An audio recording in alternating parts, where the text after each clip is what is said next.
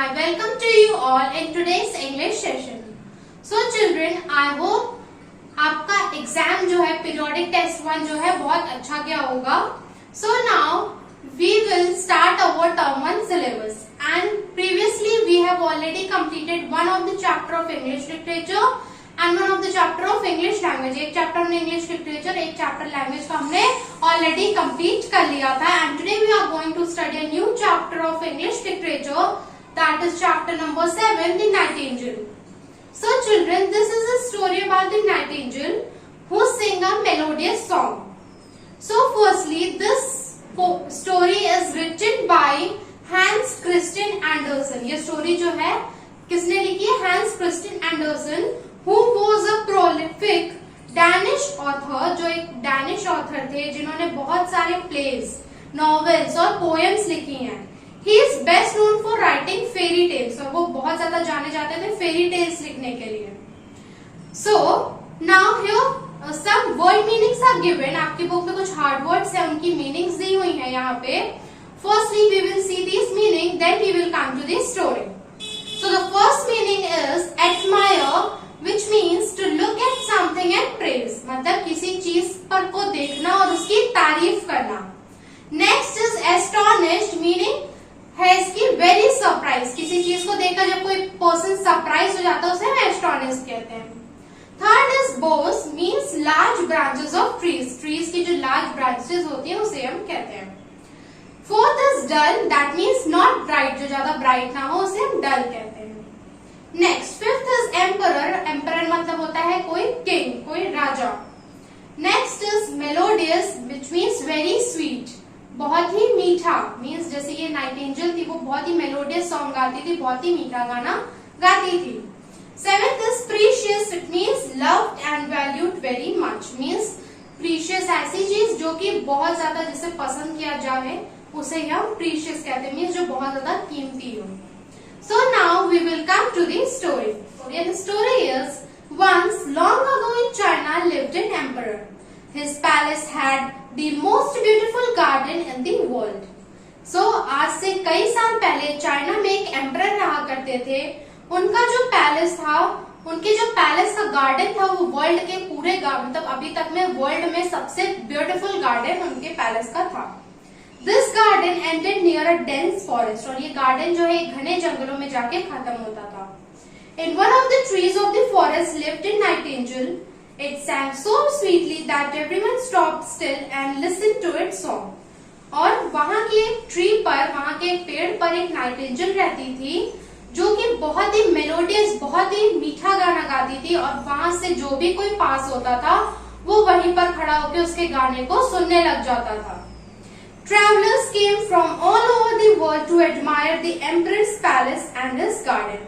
और जो ट्रैवलर्स होते थे, यात्री होते थे, वो दूर दूर से उस राजा के पैलेस को और उसके गार्डन को देखने आते थे. However, when they heard the nightingale song, they said this is the best of all. और फिर भी जब वो उस नाइटिंगेल की वॉइस को सुनते थे तो वो कहते थे ये तो सबसे बेस्ट है सब चीजों में. Soon the emperor heard of the nightingale. और जल्द ही नाइटिंगेल के बारे में एम्परर को पता चलता है. Is there such a bird in my empire? I have never heard of it. I command the bird to be brought to my palace and made to sing before me. क्या इस तरह की कोई bird मेरे empire में, मेरे राज्य में है? मैंने तो इसके बारे में कभी नहीं सुना. अब मैं ये आदेश देता हूँ कि उस बर्ड को मेरे राज्य में, मेरे पैलेस में लेकर आया जाए और उसे मेरे सामने गाना गवाया जाए. But where was the nightingale to be found? No one knew where it lived. लेकिन वो मिलेगी कहाँ? कोई भी इस बारे में नहीं जानता था. At last, a poor little girl in the royal kitchen said, "I know where the nightingale lives." तभी आखिरी में एक गरीब बच्ची रहती है, छोटी बच्ची रहती है जो रॉयल किचन में रहती है, काम करती है. वो कहती है कि मुझे पता है कि वो कहाँ रहती है. It lives in the forest. वह जो है जंगलों में रहती है. It sings melodiously. वह बहुत ही मधुर गाना, बहुत ही मीठा गाना गाती है. When I am tired, I rest under the trees and listen to the nightingale's song. Its singing make me forget everything. और जब भी मैं थक जाती हूँ तो मैं उस पेड़ के नीचे जाती हूँ और उस नाइटिंगेल के गाने को सुनती हूँ. इससे मुझे बहुत ही अच्छा लगता है और मैं हर चीजें भूल जाती हूँ. So the little girl led the way into the forest. Half of the court went with her. After walking a long distance, the girl stopped near a tree. She pointed to a little grey bird up in the boughs. This is the nightingale, she said softly.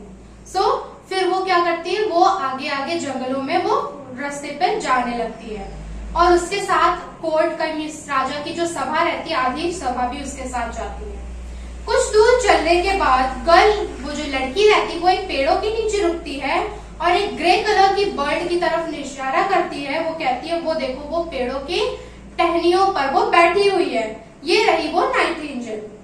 It can't be possible, everyone said in the disappointment. How dull it looks. ये कैसे possible हो सकता है? सब कोई आश्चर्य में बोलते हैं, कितनी डल दिख रही है ये। Little Nightingale said the girl, our emperor wishes you to sing before him. तभी वो लड़की कहती है, Little Nightingale, हमारे जो राजा है वो चाहते हैं कि तुम उनके सामने गाना गाओ। My song sounds the best in the forest, replied the Nightingale. मेरी आवाज जो है सबसे बेस्ट है पूरे जंगलों में, वो नाइटिंगेल कहती है। But I will come to the palace because the emperor wants me to. लेकिन मैं आपके राज्य में आऊंगी, मैं आपके पैलेस में आऊंगी क्योंकि राजा चाहते हैं और मैं उनके सामने गाना गाऊंगी। So the nightingale went to the palace, इसलिए नाइटिंगेल जो है पैलेस में जाती है। The emperor looked at the bird and ordered it to sing. Emperor जो है उस बर्ड को देखता है और ऑर्डर करता है कि तब तुम गाना गाओ। The nightingale sang so melodiously that the emperor had tears running down his cheeks. Nightingale इतना अच्छा गाना गाती है कि राजा के आंखों से आंसू गिरने लगते हैं। He ordered that the nightingale remain in the palace. और वो ऑर्डर देता है कि अब ये नाइटिंगेल जो है हमारे महल में ही रहेगी। It was kept in a golden cage. उसको एक गोल्डन कलर के केज में रखा जाता है और उसे हर तरीके के डेलिशियस फूड्स दिए जाते हैं। The whole city talked about the wonderful bird. और पूरी शहर जो है उस wonderful bird के बारे में बात कर रहा होता है। When two people met, one said nightingale and the other said gale. This became a way of greeting. जब दो लोग मिलते थे तो कोई nightingale और कोई gale कहता था, इस तरह ये greeting का एक word बन गया था। One day, the emperor received a parcel marked the nightingale. एक दिन राजा को एक पार्सल मिलता है जिसमें लिखा रहता है the nightingale. When he opened it, जब वो उसे ओपन करता है, he was astonished. वो आश्चर्यचकित हो जाता है। In it was a golden nightingale. उसके अंदर एक सोने की नाइटिंगेल रहती है। There was a golden key lying beside it. और वहां पे बगल में एक सोने की चाबी भी पड़ी हुई होती है। The emperor wound up the golden nightingale with the golden key. और एम्परर जो है उस सोने की चाबी से उसको ओपन करता है। It started singing a beautiful tune. और वो एक बहुत ही ब्यूटीफुल ट्यून गाना शुरू कर देती है। 30 times it sang the same song. वो 30 टाइम्स एक ही गाना गाती है और फिर भी वो नहीं थकती। The emperor said that the live nightingale ought to be shown this wonder. तो वो कहता है कि जो लाइव नाइटिंगेल, जो असली नाइटिंगेल, उसे ये चीज दिखानी चाहिए। But where was the live nightingale? लेकिन वो है कहाँ? None had noticed that it had flown away out of the open window back to the forest. किसी ने भी ये नोटिस नहीं किया था कि वो उड़ चुकी है, वो वापस से विंडो से चली गई है अपने उसी जंगल में। How does it matter? We have the best bird after all, said everyone. क्या मतलब है, हमारे पास तो फिर भी बेस्ट बर्ड है, सब लोग कहते हैं। The golden bird was made to sing again and again until everyone knew its tune by heart. Golden bird जो है बार बार सेम ही गाना गाती है और तब तक गाती है और उतनी देर में क्या होता है कि सबको वो गाना जो है रट जाता है, वो ट्यून रट जाती है। So a whole year went by, फिर एक पूरा साल बीत जाता है।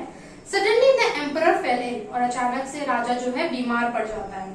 In his illness he longs to hear a melodious song, और अपनी बीमारी में वो चाहता है कि वो एक मेलोडियस गाना सुने। Music, he said, precious golden bird sing, और वो चाहता है कि वो जो प्रीशियस गोल्डन बर्ड थी वो गाना गाए।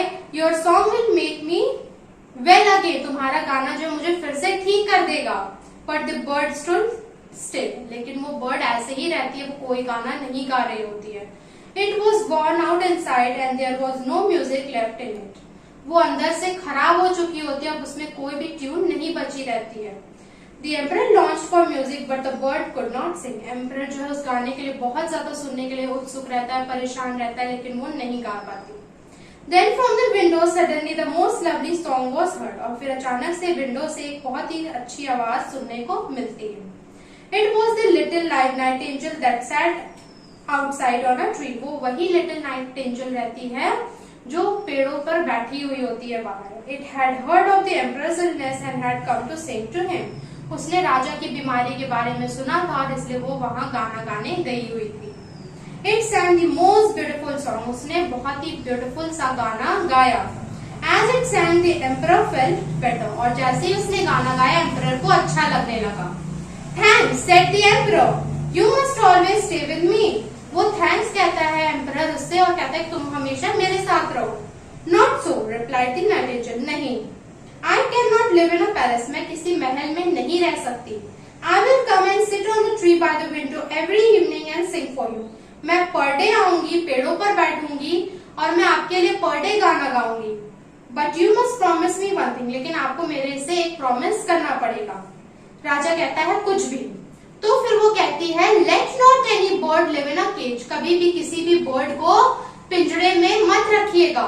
The empress smiled and said, As you wish, my nightingale. वो कहता है जैसी तुम्हारी मर्जी मेरी nightingale. The nightingale flew away happily, only to return the next day. और फिर वो nightingale जो है वो happily खुशी खुशी वहां से उड़ जाती ताकि वो फिर से नेक्स्ट डे आएगी इवनिंग में और राजा को एक मेलोडियस सॉन्ग सुनाएगी। So students, now your this chapter is over. अब आपका ये चैप्टर जो है ओवर हो चुका है। And now your homework is that you have to write the hard words and word meaning. आपको इस चैप्टर के हार्ड वर्ड्स और वर्ड मीनिंग अपनी कॉपी में लिखना है। You have to write the chapter name firstly, then after you will write hard words. सबसे पहले आप चैप्टर का नेम डालने के बाद हार्ड वर्ड्स लिखेंगे इस चैप्टर के। And on the next page आपकी बुक, आपका जो बुक है उसके फर्स्ट चैप्टर मीन्स जहां से चैप्टर स्टार्ट होता है वहां के फर्स्ट पेज में ही वर्ड मीनिंग दी हुई है, वो वर्ड मीनिंग आप अपनी कॉपी में लिखेंगे। So this will be your homework. Okay, till that, thank you.